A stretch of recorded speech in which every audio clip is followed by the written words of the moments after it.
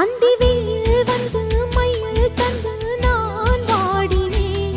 அடுத்துன்பம் எல்லாம் தென்றலிடம் நான் கூறினேன். அந்த தென்றல் பெண்ணும் சொன்னாளம்மா உந்தன் சேதியே.